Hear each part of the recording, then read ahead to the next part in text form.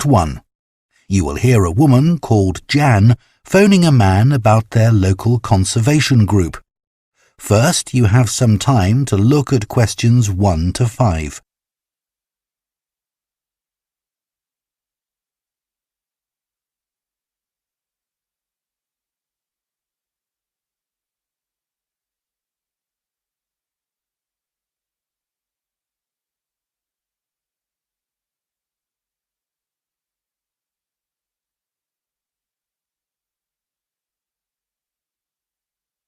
Now listen carefully and answer questions 1 to 5. Hello? Oh, hello. My name's Jan. Are you the right person to talk to about the Buckworth Conservation Group? Yes, I'm Peter. I'm the secretary. Good. I've just moved to this area and I'm interested in getting involved. I was in a similar group where I used to live. Could you tell me something about your activities, please? Of course. Well, we have a mixture of regular activities and special events. One of the regular ones is trying to keep the beach free of litter. A few of us spend a couple of hours a month on it, and it's awful how much there is to clear. I wish people would be more responsible and take it home with them. I totally agree. I'd be happy to help with that. Is it okay to take dogs? I'm afraid not, as they're banned from the beach itself. You can take them along the cliffs, though, and children are welcome. Right. We also manage a nature reserve, and there's a lot to do there all year round. For example, because it's a popular place to visit, we spend a lot of time looking after the paths and making sure they're in good condition for walking. I could certainly help with that. Good. And we have a program of creating new habitats there. We've just finished making and installing nesting boxes for birds to use, and next we're going to work on encouraging insects. They're important for the biodiversity of the reserve. They certainly are. Oh, and we're also running a project to identify the different species of butterflies that visit the reserve. You might be interested in taking part in that. Sure. I was involved in something similar where I used to live, counting all the species of moths. I'd enjoy that. Another job we're doing at the reserve is replacing the wall on the southern side, between the parking area and our woodshed. It was badly damaged in a storm last month. Okay. Before you hear the rest of the conversation, you have some time to look at questions 6 to 10.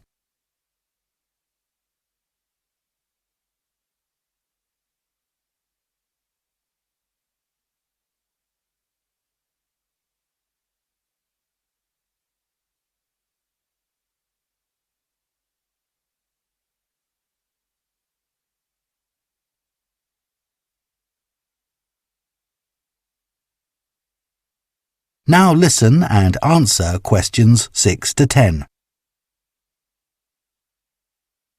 Then, as I said, we have a program of events as well, both at the weekend and during the week. Right. I presume you have guided walks. I'd like to get to know the local countryside as I'm new to the area. Yes, we do. The next walk is to Ruston Island a week on Saturday. We'll be meeting in the car park at Dunsmore Beach at low tide. That's when the sands are dry enough for us to walk to the island without getting wet. Sounds good. The island's a great place to explore. It's quite small and it's got a range of habitats. It's also an ideal location for seeing seals just off the coast or even on the beach. Okay. And is there anything we should bring? Like a picnic, for instance? Yes, do bring one, as it's a full-day walk. And of course, it'll be wet walking across and back, so make sure your boots are waterproof. I must buy a new pair. There's a hole in one of my current ones. Well, I'd definitely like to come on the walk. Great. Then later this month, we're having a one-day woodwork session in Hopton Wood. I've never tried that before. Is it okay for beginners to take part? Definitely. There'll be a couple of experts leading the session, and we keep the number of participants down, so you'll get as much help as you need. Excellent. I'd love to be able to make chairs. That's probably too ambitious for one day. You'll be starting with wooden spoons. And of course, learning how to use the tools. And anything you make is yours to take home with you. That sounds like fun. When is it? It's on the 17th from 10 a.m. until 3. There's a charge of £35, including lunch, or £40 if you want to camp in the wood. I should think I'll come home the same day. Well, I'd certainly like to join the group. It sounds like you've got... That is the end of Part 1. Part 2. You will hear a tour guide, Lou Miller, speaking to a group of people about a boat trip they are going to take around the Australian island of Tasmania. First, you have some time to look at questions 11 to 14.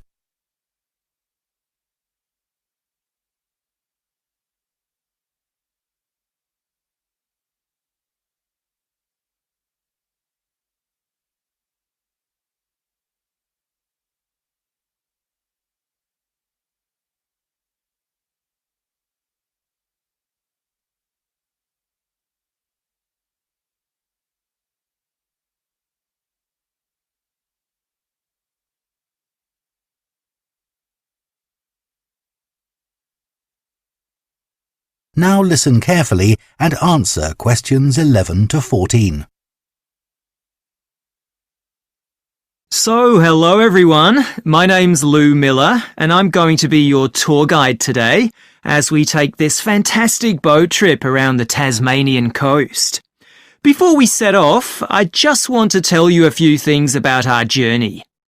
Our boats aren't huge, as you can see. We already have 3 staff members on board, and on top of that, we can transport a further 15 people, that's you, around the coastline. But please note, if there are more than 9 people on either side of the boat, we'll move some of you over. Otherwise, all 18 of us will end up in the sea. We've recently upgraded all our boats. They used to be jet black, but our new ones now have these comfortable dark red seats and a light green exterior in order to stand out from others and help promote our company. This gives our boats a rather unique appearance, don't you think? We offer you a free lunchbox during the trip, and we have 3 types. Lunchbox 1 contains ham and tomato sandwiches. Lunchbox 2 contains a cheddar cheese roll. And Lunchbox 3 is salad-based and also contains eggs and tuna. All 3 lunchboxes also have a packet of crisps and chocolate bar inside. Please let staff know which lunchbox you prefer. I'm sure I don't have to ask you not to throw anything into the sea. We don't have any bins to put litter in, but Jess, myself or Ray, our other guide, will collect it from you after lunch and put it all in a large plastic sack. Before you hear the rest of the talk, you have some time to look at questions 15 to 20.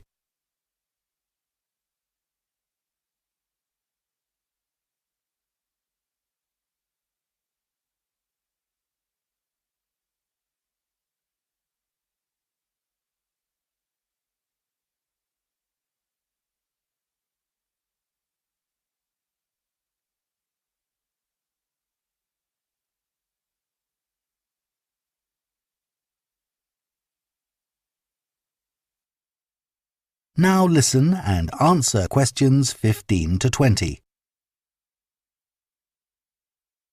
The engine on the boat makes quite a lot of noise, so before we head off, let me tell you a few things about what you're going to see. This area is famous for its ancient lighthouse, which you'll see from the boat as we turn past the first little island. It was built in 1838 to protect sailors, as a number of shipwrecks had led to significant loss of life. The construction itself was complicated, as some of the original drawings kept by the local council show. It sits right on top of the cliffs in a very isolated spot. In the 19th century, there were many jobs there, such as polishing the brass lamps, chopping firewood, and cleaning windows that kept lighthouse keepers busy. These workers were mainly prison convicts until the middle of that century, when ordinary families willing to live in such circumstances took over. Some of you have asked me what creatures we can expect to see. I know everyone loves the penguins, but they're very shy and unfortunately tend to hide from passing boats. But you might see birds in the distance, such as sea eagles, flying around the cliff edges where they nest. When we get to the rocky area inhabited by fur seals, we'll stop and watch them swimming around the coast. They're inquisitive creatures, so don't be surprised if one pops up right in front of you. Their predators, orca whales, hunt along the coastline too, but spotting one of these is rare. Dolphins, on the other hand, can sometimes approach on their own or in groups as they ride the waves beside us. Lastly, I want to mention the caves. Tasmania is famous for its caves, and the ones we'll pass by are so amazing that people are lost for words when they see them. They can only be approached by sea, but if you feel that you want to see more than we're able to show you, then you can take a kayak into the area on another day, and one of our staff will give you more information on that. What we'll do is to go through a narrow channel past some incredible rock formations, and from there we'll be able to see the openings to the caves, and at that point we'll talk to you about what lies beyond. That is the end of Part 2. Part 3. You will hear two veterinary science students called Diana and Tim discussing their work placements and their course modules. First, you have some time to look at questions 21 to 26.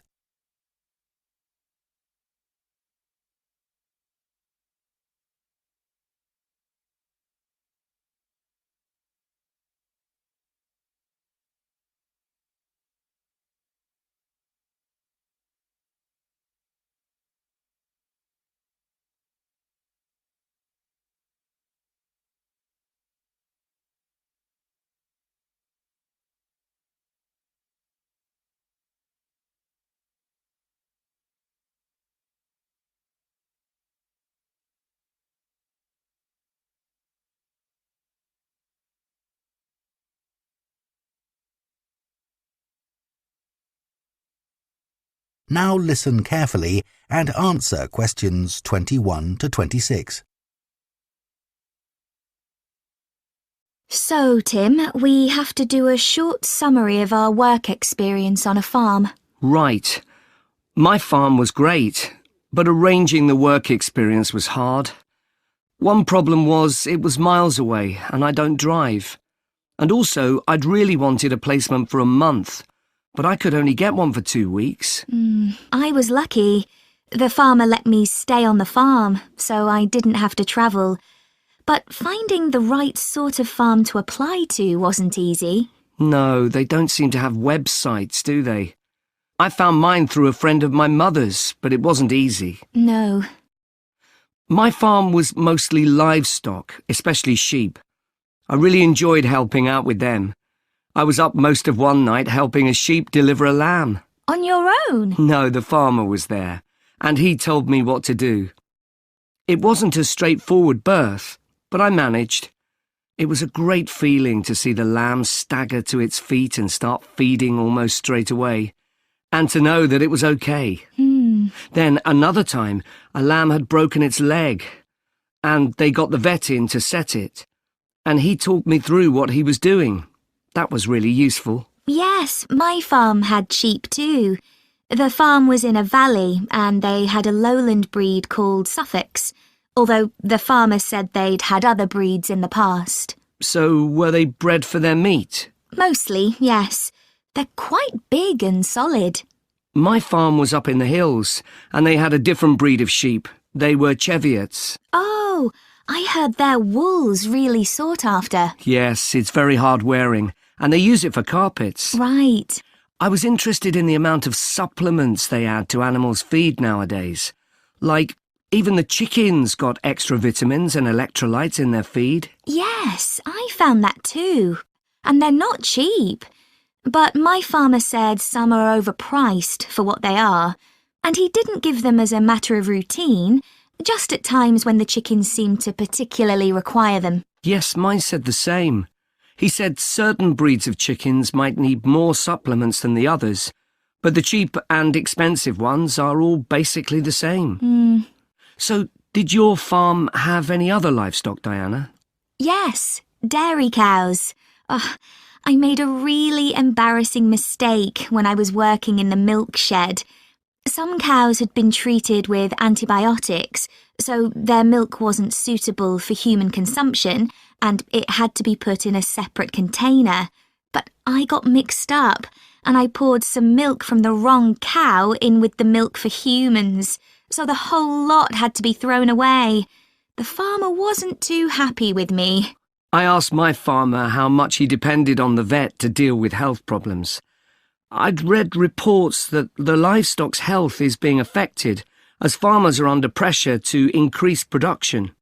Well, he didn't agree with that, but he said that actually some of the stuff the vets do, like minor operations, he'd be quite capable of doing himself. Yeah, my farmer said the same, but he reckons vet skills are still needed. Before you hear the rest of the conversation, you have some time to look at questions 27 to 30.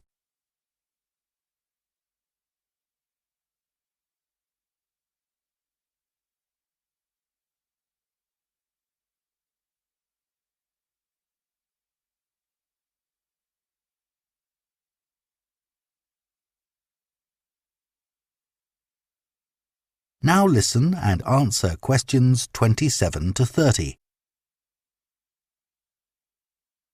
Now we've got to give a bit of feedback about last term's modules. Just short comments, apparently.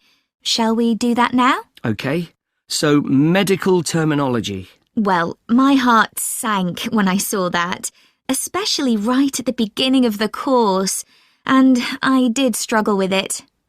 I thought it'd be hard, but actually I found it all quite straightforward. What did you think about diet and nutrition? Okay, I suppose. Do you remember what they told us about pet food and the fact that there's such limited checking into whether or not it's contaminated? I mean, in comparison with the checks on food for humans, I thought that was terrible. I think the module that really impressed me was the animal disease one, when we looked at domesticated animals in different parts of the world, like camels and water buffalo and alpaca. The economies of so many countries depend on these, but scientists don't know much about the diseases that affect them. Yes.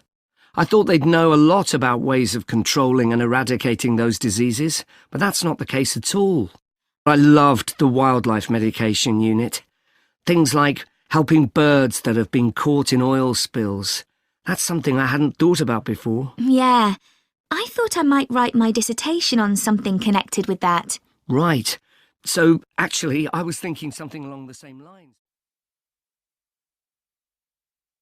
That is the end of Part 3. Part 4. You will hear an anthropology student giving a presentation on spiral path designs known as labyrinths.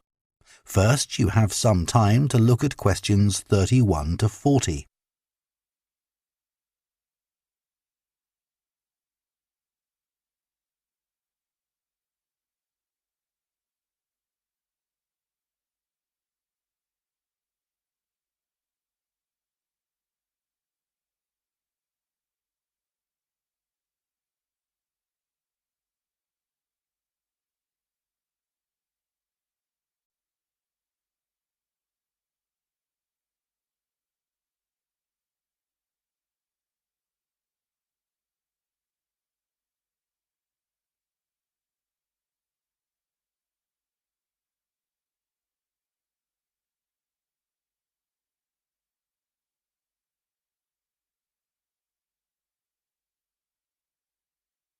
Now listen carefully and answer questions 31 to 40. Labyrinths have existed for well over 4,000 years. Labyrinths and labyrinthine symbols have been found in regions as diverse as modern-day Turkey, Ireland, Greece, and India. There are various designs of labyrinth, but what they all have in common is a winding spiral path which leads to a central area. There is one starting point at the entrance, and the goal is to reach the central area. Finding your way through a labyrinth involves many twists and turns, but it's not possible to get lost, as there is only one single path. In modern times, the word labyrinth has taken on a different meaning and is often used as a synonym for a maze. A maze is quite different, as it is a kind of puzzle with an intricate network of paths.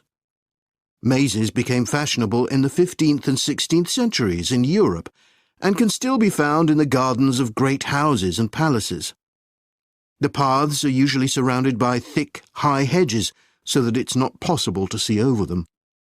Entering a maze usually involves getting lost a few times before using logic to work out the pattern and find your way to the centre and then out again. There are lots of dead ends and paths which lead you back to where you started. The word maze is believed to come from a Scandinavian word for a state of confusion. This is where the word amazing comes from. Labyrinths, on the other hand, have a very different function. Although people now often refer to things they find complicated as labyrinths, this is not how they were seen in the past. The winding spiral of the labyrinth has been used for centuries as a metaphor for life's journey. It served as a spiritual reminder that there is purpose and meaning to our lives, and helped to give people a sense of direction. Labyrinths are thought to encourage a feeling of calm, and have been used as a meditation and prayer tool in many cultures over many centuries. The earliest examples of the labyrinth spiral pattern have been found carved into stone, from Sardinia to Scandinavia, from Arizona to India to Africa. In Europe, these spiral carvings date from the late Bronze Age. The Native American Pima tribe wove baskets with a circular labyrinth design that depicted their own cosmology. In ancient Greece, the labyrinth spiral was used on coins around 4,000 years ago. Labyrinths made of mosaics were commonly found in bathhouses, villas, and tombs throughout the Roman Empire. In northern Europe, there were actual physical labyrinths designed for walking on. These were cut into the turf or grass, usually in a circular pattern. The origin of these walking labyrinths remains unclear, but they were probably used for fertility rites, which may date back thousands of years.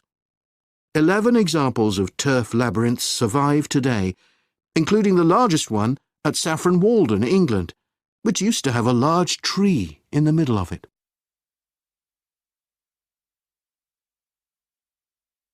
More recently, labyrinths have experienced something of a revival. Some believe that walking a labyrinth promotes healing and mindfulness, and there are those who believe in its emotional and physical benefits, which include slower breathing and a restored sense of balance and perspective. This idea has become so popular that labyrinths have been laid into the floors of spas, wellness centres, and even prisons in recent years. A pamphlet at Colorado Children's Hospital informs patients that walking a labyrinth can often calm people in the midst of a crisis. And apparently, it's not only patients who benefit. Many visitors find walking a labyrinth less stressful than sitting in a corridor or waiting room. Some doctors even walk the labyrinth during their breaks. In some hospitals, patients who can't walk can have a paper finger labyrinth brought to their bed. The science behind the theory is a little sketchy, but there are dozens of small-scale studies which support claims about the benefits of labyrinths. For example, one study found that walking a labyrinth provided short-term calming, relaxation and relief from anxiety for Alzheimer's patients. So what is it about labyrinths that makes their appeal so universal?